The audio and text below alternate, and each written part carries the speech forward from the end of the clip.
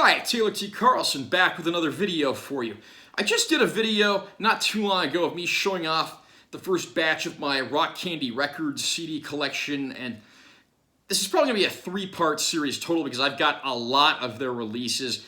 Right now I'm going to show off part two. This is the first of two batches of stuff that I've actually gotten autographed by the performers, so let's go ahead and get started.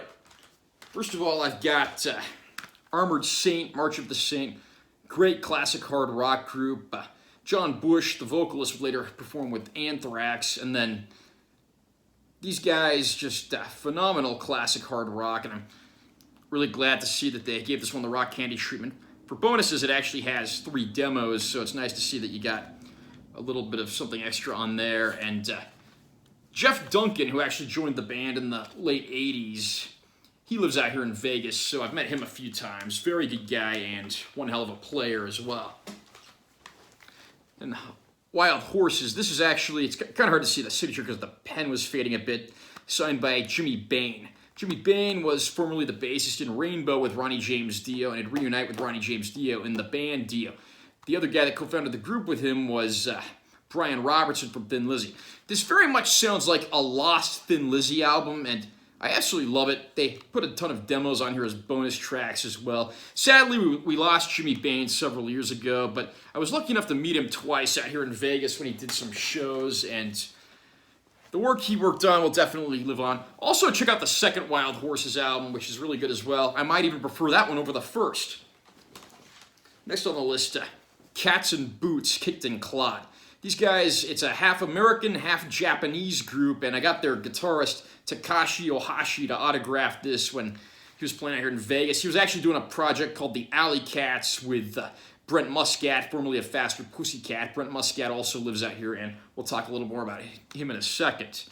And yeah, it's another very underrated group, and you'll definitely want to check these guys out if you're into classic, hard, glam, sleazy rock. I appreciate the fact that Rock Candy doesn't just always go for the most obvious groups to release, and they dig into the vault as well. Yeah, King Cobra, Ready to Strike. Fantastic, AOR hard rock band from the 80s. Their first album was, absolutely killer. The second one, I'm not as big on because it was a little more poppy, but here's a look at the band, and got Carmine Appice on drums, the one non-blonde in the group, with his signature mustache. You can't really mistake him for anyone else. Other guys in this group were Johnny Rod, who went on to join Wasp, David Henzerling, a.k.a. David Michael Phillips, who had played with several other groups from the era, and then Mick Sweeta, who went on to join the Bullet Boys a few years later. And their singer, Mark Free, actually has since gotten a sex change, and he's now called Marcy Free. Still singing, still has a great voice. And while we're on the subject of King Cobra, this is the second album, and I've got Mick Sweeta's autograph on there. Did I get anyone else to sign this one? I don't think I did. This one is more poppy and more commercial than the last one. Not the biggest fan of this particular album.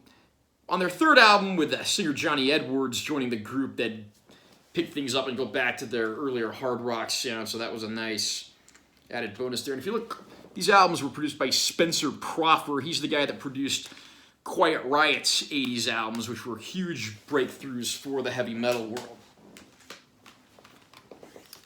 Hanoi Rocks, Two Steps from the Move. This album was produced by Bob Ezrin, probably best known for being Alice Cooper's producer back in the day. These guys started in the late 70s and were a huge influence on a lot of the 80s hair and glam bands. Sadly, they never really got the proper credit, and their drummer actually was killed in a car crash caused by a drunken Vince Neil. It's one of the most infamous stories in the world of rock. And this is actually a 2-disc set. It's got a whole disc of bonus material, which is something a fan like me definitely appreciates. And of course, I got this autographed by Michael Monroe, their singer, as well as Sammy Yaffa, the bass player. They were playing together at a Michael Monroe solo show out here in Vegas a few years ago. One of the best shows I've ever seen. If Michael Monroe comes back, I'm definitely taking the next day off work, hanging out late, going to the gig. Faster Pussycat self-titled debut album. You would never guess that there was a time where there was a debate as to what band would be bigger, Faster Pussycat or Guns N' Roses. Kind of seems like a joke these days, but this is just classic 80s sleaze glam rock. And this is autographed by Eric Stacey as well as guitarist and co-founder Brent Muscat. Like I said, he lives out here in Las Vegas. Great guy. I've seen him perform so many times, and watching him perform absolutely never gets old. And this album was actually produced by Rick Browd, who also produced Poison's debut album. Channel. This is an AOR group from the 80s. Admittedly, I wasn't too familiar with these guys, but what drew me to them is their singer, the guy who autographed this, is Robert Fleischman. Robert Fleischman was actually very briefly the singer of Journey before Steve Perry joined the band. And then he had a stint singing for the Vinnie Vincent Invasion, actually singing on their first record before he was replaced with Mark Slaughter. And then he also signed the actual disc here as well. I ordered this from his website. I didn't actually meet him in person, unfortunately, but I'm hoping to change that one day. Enough's Enough. These guys are often lumped under the hairband umbrella, but they've really got more in common with like power pop groups. I mean, they've got as much in common with, say, the Beatles or Cheap Trick as they do, you know, like Poison or Rat. And their bassist Chips Enough signed this. Actually, I think Chips Enough also serves as lead vocalist nowadays. This has 2 live bonus tracks on it. Enough's Enough, absolutely great band. They're still active. They put out an album not too long ago, I think it was maybe about a year and a half ago, called Diamond Boy, I believe the title was, but that was a really good record with Chip doing the lead vocals now. And sadly, their guitar player, Derek Frigo, died about 15 years ago. He'd been in a group called Le Mans prior to that, and another good group worth checking out if you ever get a chance. This is the second Enough's Enough album, Strength. I also got this signed by Chip.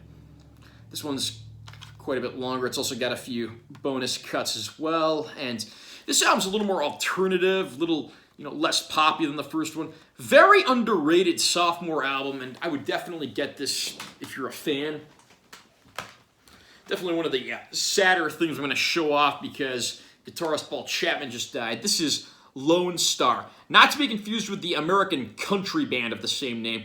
This is a great British hard rock group, a little bit of an AOR sound. There's shades of bands like Styx in here. You get a bit of a nice mixture of stuff. Both of these have bonus tracks on them. I had the luxury of meeting Paul Chapman a few years ago when he was playing with a group called Killer Bee out here in Vegas that was doing a tour. Chapman, of course, is best known for replacing Michael Schenker in UFO in the late 70s, and he did several albums with UFO that definitely rank as some of their best work. He had some big shoes to fill with Schenker leaving the band, but I think he pulled it off.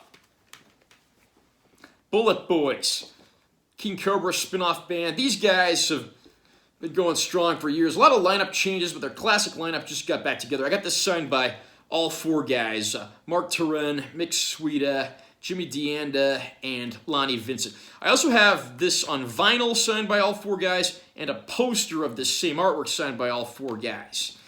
These guys just came onto the scene, and a lot of people derided them as Van Halen ripoffs, and their album was actually produced by Ted Templeman, who was Van Halen's producer, but I think this is a great album, and they've continued going on, doing their own thing. Mark has been the one constant member of the band.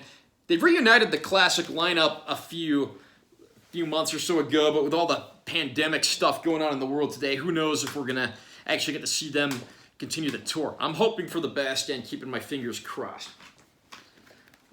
Blue Murder.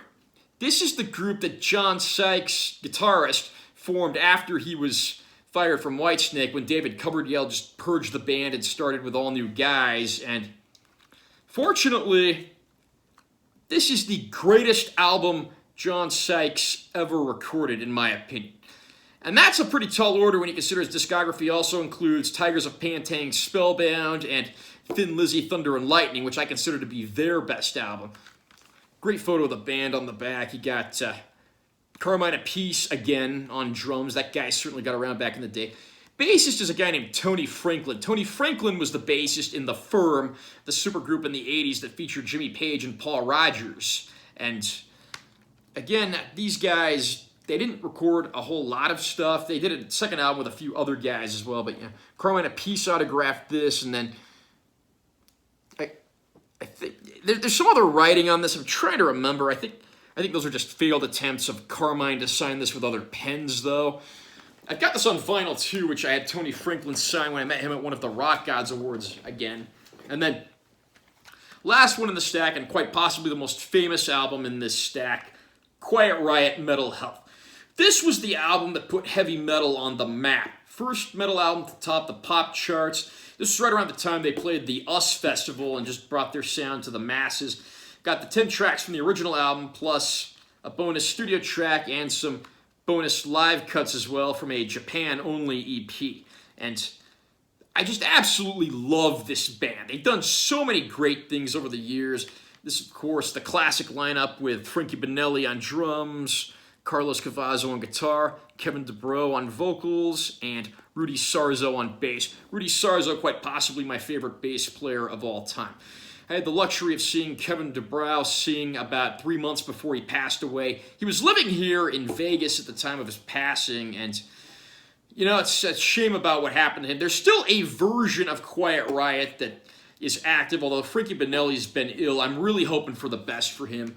One of the nicest guys in the world and a phenomenal drummer. Not to mention Carlos Cavazo absolutely still kills it on the guitar with whatever band he happens to be with at the time. So that's the end of this part of my Rock Candy Records collection. Why don't you comment down below and let me know if you've picked up any of these releases and let me know what you think. Also remember to subscribe to my channel and give this video a like if you found it helpful. I'm Taylor T. Carlson and I'll be seeing you in my next video.